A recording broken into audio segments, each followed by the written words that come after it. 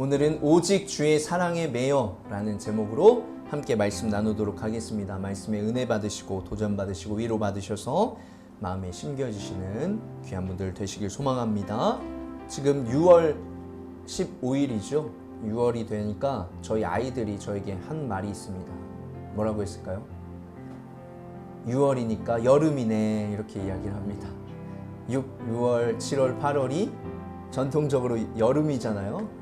3, 4, 5가 봄인 것처럼 아이들이 그렇게 여름이다 이렇게 표현을 하는데 우리가 실제로 피부로 이제 느끼죠. 살랑살랑 바람이 불어왔었는데 그 바람이 점점 줄어들고 이제 비와 또 무더위, 찜통 같은 무더위가 우리에게 또 찾아오겠구나 이렇게 느낍니다. 교회들은 이 여름에 어떤 것을 생각하냐면 각종 사역들을 펼치죠. 여름 성경학교, 또 캠프, 또 어른들은 부흥회를 하기도 합니다. 우리 교회에서도 지금 랄라키즈 여름 성경학교와 또 네임리스 캠프를 참여합니다. 우리 2024년에 겨울에 했었던 성경학교고 작년 여름에 했던 우리 벌써 1년이 되었습니다. 성경학교인데 그 다음에 이제 겨울은 하지 않았고요. 이제 또 여름이 왔습니다. 1년 후가 되었는데요. 미자립 교회를 중심으로 목회자 자녀들이 대부분이긴 한데요. 물론 제가 의도한 것은 아니었습니다. 제가 이분들을 초청해서 예배드리고자 하는 마음이 있었던 것은 아닌데 하나님께서 또 그렇게 인도를 해주셨고요. 이분들의 자녀들은 대부분 교회에서 어린이 예배를 드리기도 힘든 교회들도 있어요. 목사님의 형편상 또 교회 여건상 좀 드리기가 어려운 거죠. 그렇게 하면 어린이들은 무엇을 할까요? 유아실이 있으면 저희 아이들처럼 유아실에서 그냥 계속 있는 거예요. 또 어린이 예배가 있으면 그때까지 기다리던지 아니면 어린이 예배가 없으면 어른들과 같이 예배를 드리고서 끝나는 것이에요. 근데 이게 교육적인 관점으로 봤을 때에는 좋은 건 아니에요. 어린이에 맞는 말씀과 커리큘럼이 필요하거든요. 교육이 필요한데 그렇지 못한 거죠. 그래서 성경학교만이라도 조금이라도 빠르게 경험할 수 있게 해서 유치부 아이들을 초청합니다. 또 초등학교 저학년 아이들을 초청해서 성경학교를 할 수 있게 경험할 수 있게 해주는 거죠. 아이들에게는 1년에 한 번, 6개월에 한 번이지만 이 성경학교를 했던 경험들이 그래도 이들의 신앙에 도움이 되지 않을까 이런 마음으로 이렇게 성경학교를 하고 있습니다. 저희 교회에서 전적으로 다 섬기고 있고 물론 저희 교회가 다 섬기는 건 아니고 저희 교회도 다른 좀 주변에 있는 큰 교회에게 후원을 요청해서 어쨌든 저희 교회가 섬기는 것이고 그분들에게 차량으로 오기 때문에 그런 거 생각하면서 다 무료로 또 진행을 하고 있습니다. 그 다음날 물놀이를 가기도 하는데 이것도 그냥 다 무료로 진행을 합니다. 이번에도 여러분들이 우리 성경학교를 위해서 기도해 주시길 소망하고 어른이 20명 또 어린이 30명 정도 계획하면서 하고 있습니다.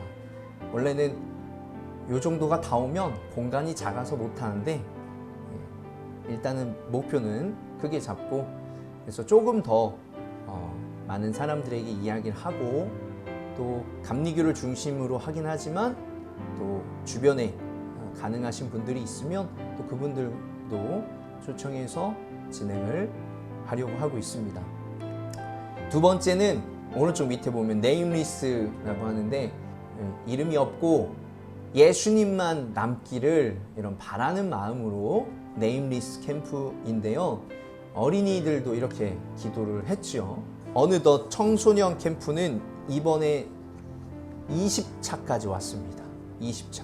여름 시즌, 겨울 시즌에 한 번씩 하기도 했고 두 번씩 하기도 했고 세 번씩 하기도 해서 이번에는 3번을 하고 키즈 캠프는 한 번 하고 해서 2주 동안 2박 3일씩 하는 것입니다. 그래서 키즈는 2차, 그리고 청소년은 지금 20차까지 이번에 오게 되었고요. 뭐 아시는 분들도 있겠지만 맥시멈이 900명, 청소년 청년은, 그리고 키즈는 700명입니다. 더해보면 3,400명이 됩니다. 지금 현재 제가 어제 확인한 바로는 지금 1,363명이 신청을 했습니다.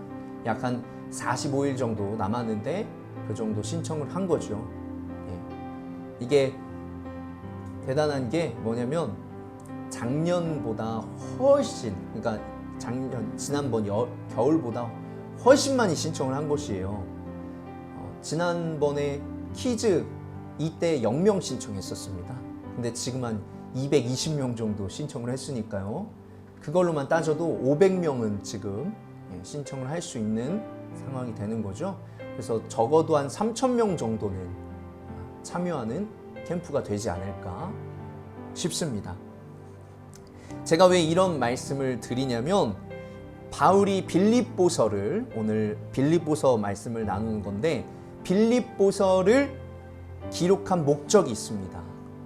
그 중에 하나가 무엇이냐면 빌립보 교인들이 바울의 사역에 재정을 계속해서 후원을 했거든요. 꾸준히 도왔습니다. 그래서 빌립보서를 왜 적었냐? 그렇게 나를 재정적으로 또 기도로 후원해준 빌립보 교회에 감사드리고자 해서, 또 사랑을 표현하고자 해서 적었다라는 것입니다. 여러분이 교회에서 또 드리는 헌금이 교회 유지와 또 사역자를 위해서도 사용되기도 하지만, 다음 세대들이 예수님을 만나고 하나님의 나라의 일꾼이 되고 예수님의 제자가 되는데 쓰이고 있다는 것을 기억하시길 소망합니다. 3,000명이 넘는 영혼들을 위해서 여러분의 물질이 사용되고 있다는 것이에요. 여러분들이 내가 복음을 위해서 무엇을 얼마나 하겠어 이렇게 생각하지 마시고, 여러분들이 이미 충분히 복음을 위한 일에 쓰이고 있다라는 것을, 내가 쓰임받고 있다 이렇게 생각해 주시길 바라고요. 또 기도해 주시길 바랍니다. 그래서 여름 사역을 통해서 성령님의 역사가 일어날 수 있게, 그리고 또 자신의 삶을 하나님께 드리기로 헌신하고 결단할 수 있는 일들이 생기고 예수님을 만나고 경험할 수 있도록, 또 미지근한 신앙을 가진 자들이 첫사랑이 회복되고 하나님을 만나는 은혜가 있을 수 있도록 기대하시면서 기도해 주시기를 소망합니다. 오늘 빌립보서 1장 27절, 가장 빌립보서 하면 가장 중요한 말씀이, 핵심 말씀이 이겁니다. 여러분은 오로지 그리스도의 복음에 합당하게 생활하십시오. 이 말씀을 가지고서 빌립보서가 전하는 말씀이 무엇인지, 그리스도의 복음에 합당하게 생활하는 것이 무엇인지에 대해서 말씀을 나누어 보도록 하겠습니다. 먼저 1장 27절에서 말하는 이 복음에 합당한 생활, 이거의 전제는 무엇이냐면 우리는 하늘 시민권을 가진 성도다라는 것이에요. 같이 한번 따라해 볼까요? 우리의 시민권은 하늘에 있습니다. 네, 빌립보서 3장 20절에 그러나 우리의 시민권은 하늘에 있습니다. 그곳으로부터 우리는 구주로 오실 예수 그리스도를 기다리고 있습니다. 우리가 이 땅에서 살고 있지만 우리들은 천국을 소망하며 하나님의 자녀, 하나님 나라의 시민이라는 것을 기억해야 합니다. 마음에 새기시길 소망합니다. 반대로 그들의 마지막은 멸망입니다. 그들은 배를 자기네들의 하나님으로 삼고 자기네의 수치를 영광으로 삼고 땅의 것만을 생각합니다. 말씀을 사실 복잡하게 설명할 수도 있지만 간단하게 설명하자면 20절에는 하늘의 시민권을 가진 사람들 얘기하고 19절에는 그 반대되는 사람, 멸망으로 가는 사람들을 이야기해요. 근데 무엇이에요? 자기 배를 자기 하나님으로 여긴다는 거예요. 이게 뭐예요? 내 육체를 가장 중요하게 여기는 사람들을 이야기해요. 그리고 또한 내 영광, 내 자존심, 이거를 영광으로 여기는 사람들을 이야기하고 있습니다. 또한 땅의 것을 가장 중요하게 여기는 사람. 이 세상의 것, 그것만 붙잡고 살아가는 사람들을 이야기하고 있어요. 이게 하늘의 시민권을 가진 사람과 반대되는 사람들의 이야기다. 조금 더 뭐 자세하게 설명할 수 있지만 간단하게 말씀을 드리면 이런 사람들을 이야기하고 있습니다. 그래서 골로새서 3장 5절에 보면 땅에 속한 것이 그럼 무엇이냐? 곧 음행과 더러움과 정욕과 악한 욕망과 탐욕이다. 이렇게 이야기를 하고 있는 것입니다. 그래서 우리가 이 땅에 살면서 이 땅의 것을 의지 안 할 수가 없어요. 당연한 거죠. 그러나 이 세상의 것들이 전부가 아니다라는 것을 기억을 하셔야 됩니다. 이 세상의 것이 전부가 아니다라고 생각하면서 살아가는 사람과 이 세상의 것이 전부다라고 생각하며 살아가는 사람과는 삶에 큰 차이가 나는 것이에요. 죽으면 천국에 갈 수 있다라고 생각하는 사람과 죽으면 끝이다라고 생각하는 사람의 삶은 굉장히 큰 차이가 난다는 것이에요. 우리가 이 세상이 전부가 아님을 알 때 우리는 이 땅의 것으로부터 자유해질 수 있어요. 이 땅의 삶이 끝이 아님을 우리가 알 때 내가 의지하고 내가 목숨 거는 것으로부터 자유해질 수 있다는 것이에요. 이 땅의 것들은 아까 얘기했죠? 중요해요. 그러나 그것을 활용하며 사는 사람과 그거에 목숨 걸면서 내가 그것에 내가 휘둘리며 사는 것과 내가 활용하며 사는 것과 큰 차이가 난다는 것이에요. 우리는 이 땅에 살지만 하늘의 시민임을 기억하시며 살아가야 된다라는 것입니다. 그리하여 하늘의 시민권을 가진 성도들이 살아야 하는 복음에 합당한 삶. 첫 번째는 무엇이냐면 한 마음으로 서서 복음의 신앙을 위하여 함께 싸우는 것입니다. 한 마음으로 선다라는 것의 의미는 무엇이냐면 군대에서 오하열을 지켜서 이 행렬하는 거 있잖아요. 그게 이 한 마음으로 서서라는 의미고요. 그리고 또 복음의 신앙을 위해서 성도들이 싸운다 할 때 같이 협력해서 오하열을 이룬 상태에서 싸우는 것을 이야기를 해요. 그래서 구체적으로 복음에 합당한 삶이 무엇이냐 하면 2장에 나오는데 바로 겸손입니다. 겸손. 복음에 합당한 삶 첫 번째 겸손. 같이 한번 따라해볼까요? 겸손. 겸손합시다. 왜 겸손하라고 이야기하냐면 예수님께서 겸손해지셨기 때문에 우리들도 겸손해져야 된다 라는 것이에요. 예수님이 제가 뭐 다 읽진 않고 2장 5절에서 11절에 있는 내용을 간단하게 말씀드리면 예수님께서 하나님의 자리에 계셨어요. 하나님의 자리에 계셨는데 어디의 자리로 내려오셨어요? 인간의 자리로 내려오셨어요. 그리고 인간의 자리에서 어디까지? 죽음의 자리까지 내려오셨어요. 그렇게 해서 들려 올라가신 거죠. 이 들려 올라갔다라는 의미는 무슨 얘기예요? 낮아지셨으니까 올라갔다는 얘기예요. 내려왔기 때문에 올라간다는 얘기죠. 예수님께서 하나님의 자리에서 인간의 자리로, 인간의 자리에서 죽음의 자리까지 내려가셨다라는 것이에요. 그것이 예수님이 말씀하시는 겸손이다라는 것이에요. 이 사람의 본성은 무엇이에요? 높아지려고 하는 게 사람의 본성이에요. 그래서 로마의 왕들은 그래서 자기를 뭐라고 신이라고 얘기했잖아요. 신. 내가 신이다. 이렇게까지 얘기를 했다는 거예요. 우리는 자꾸 높아지려고 해요. 그러나 예수님께서는 낮아져라. 이렇게 말씀을 하고 계신다는 거예요. 그러니까 복음에 합당한 삶 첫 번째 무엇이냐? 겸손해지는 것이. 빌립보서 2장 3절 4절에 무슨 일을 하든지 경쟁심이나 허영으로 하지 말고 겸손한 마음으로 하고 자기보다 남을 낮게 여기십시오. 또한 여러분은 자기 일만 돌보지 말고 서로 다른 사람들의 일도 돌보아 주십시오. 겸손은 나보다 다른 사람을 더 높게 여기는 것을 겸손이라고 합니다.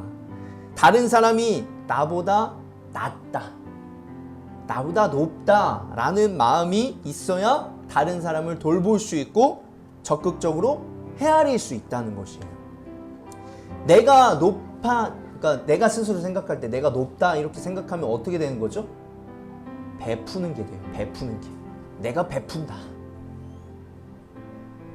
하나님의 은혜를 베푼다. 그러니까 하나님께서 은혜를 베푼다 하실 때는 그게 맞아요. 근데 우리의 입장에서 볼 때 베푸는 사람, 이미 내가 높은 사람이라는 걸 이야기해요. 또 하나 또 뭐가 있죠? 해주는 게 돼요. 해주는 게. 내가 해준다. 섬기는 게 아니라 내가 해준다는 거예요. 섬김은 밑에 있는 거죠. 내가 해준다. 내가 해줬어. 이거는 뭐예요? 이미 위에서 밑으로 내려가는 거예요. 그러니까 지금 말씀에서 무엇을 이야기하냐면 베풀고 해주지 말고 돌보고 섬겨라. 이것을 이야기하고 있어요. 그러니까 우리 그리스도인들이 복음에 합당한 삶, 복음에 합당하게 사는 것은 겸손하게 여기면서 다른 사람들을 높게 여기고 섬기고 돌보아 주는 것이다. 그런 마음이 있어야 다른 사람을 볼 수 있다는 것이에요. 내가 높다고 생각하면 다른 사람들 돌보기가 어렵다는 거죠. 그래서 여기에서 이제 또 뭐가 나와요? 동역이 나오는 거예요. 함께 일하는 게 나올 수 있는 거예요. 마태복음 23장 11절 12절에 너희 가운데서 으뜸 가는 사람은 너희를 섬기는 사람이 되어야 된다. 자기를 높이는 사람은 낮아지고 자기를 낮추는 사람은 높아질 것이다. 이 낮아지고 섬기는 것은 성경에서 늘 강조하는 덕목입니다. 우리도 예수님을 본받아서 낮아져야 된다. 겸손한 분들이 되시길 간절히 소망합니다. 이게 복음에 합당한 삶이다. 말씀대로 사는 것이 겸손해지는 것이다. 다시 27절로 와서 말씀을 살펴보면 무엇을 위해서 성도들이 싸우라는 거예요? 겸손해지기 위해서 성도들이 싸워야 된다는 거예요. 즉 내가 겸손해지려고 노력하고 애써야 된다는 거예요. 교회 전체가 노력해야 되는 것은 겸손이다. 성도들이 함께 협력해야 되는 것은 겸손이다. 그래서 겸손해지기 위해서 늘 노력할 수 있는 여러분들 되시길 간절히 소망합니다. 복음에 합당한 삶 두 번째는 바로 내 생명이 끝나는 날까지 구원받은 자로 살아가라는 것이에요. 말씀에서는 뭐라고 나와 있어요? 12절에 두렵고 떨리는 마음으로 자기의 구원을 이루어 나가십시오. 13절에 보면 하나님은 여러분 안에서 활동하셔서 여러분으로 하여금 하나님을 기쁘게 해드릴 수 있는 것을 염원하게 하시고 실천하게 하시는 분입니다. 이 말이 무슨 말이냐면 우리가 스스로 구원을 이루어갈 수가 없어요. 구원의 주체는 하나님이셔요. 하나님의 은혜로 우리는 구원받는 거예요.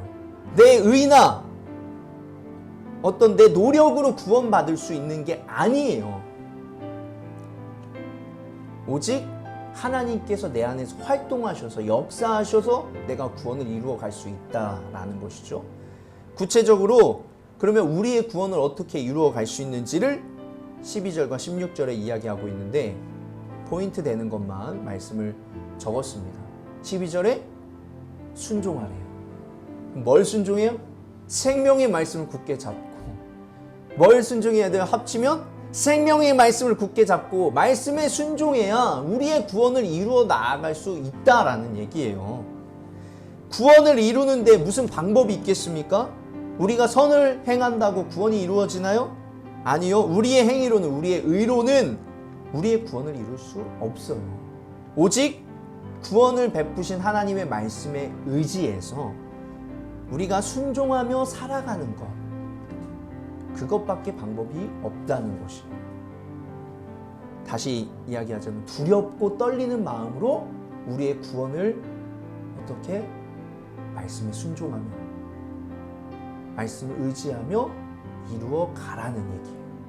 제가 늘 하는 이야기가 있는데 신앙생활 언제까지 해야 되는 거죠? 네, 하도 많이 얘기해서 다 알고 계시네요. 죽을 때까지 하는 게 신앙생활이에요. 이것은 마치 결혼식을 준비하는 그 신랑 신부의 상황과 비슷하지 않나 이런 생각이 듭니다. 뭐냐면 결혼식을 위해서 여러 가지 준비를 하지요. 우리가 상견례를 합니다. 처음에. 그리고 결혼식장을 잡고 웨딩 사진을 또 찍고 또 웨딩 사진과 또 결혼식을 하려면 살도 빼고 또 마사지도 받고 이렇게 합니다. 화장도 합니다.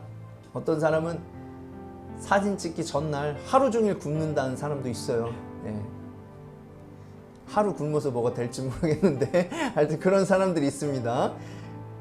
또 청첩장도 만들어야 되죠. 또 신혼여행도 준비해야 되죠.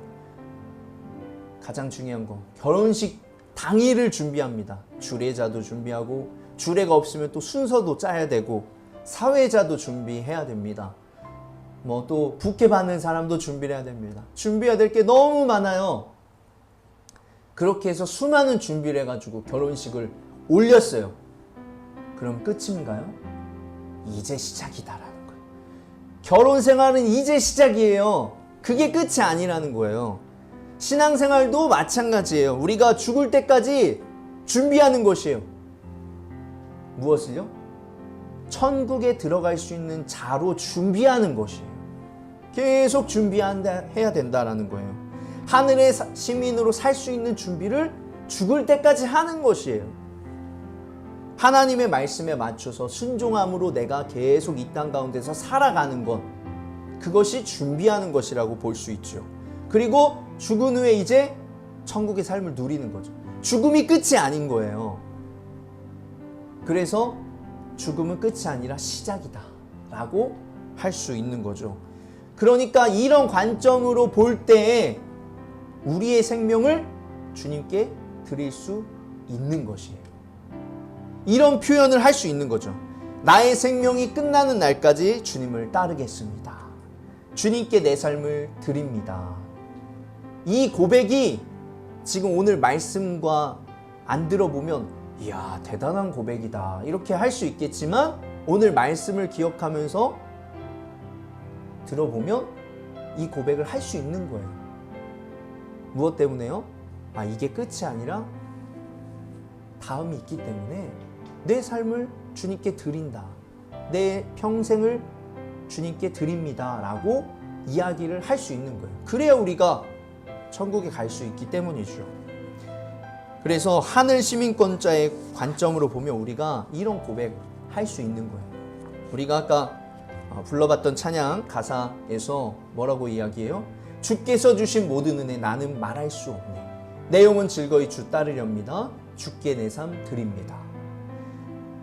우리가 이런 고백 할 수 있다는 거예요. 그래서 여러분들도 이런 고백 할 수 있는 분들이 되시길 소망합니다. 두렵고 떨림으로 여러분의 구원을 이루시는 분들이 되시길 소망합니다. 그것은 주님을 따르는 것이고 주님을 위해 사는 것이고 주님의 말씀에 순종하는 것이다. 말씀을 마무리합니다. 우리들은 하늘의 시민권자들입니다. 예수님을 본받아서 겸손하게 다른 사람을 섬길 수 있는 분들이 되시길 소망합니다.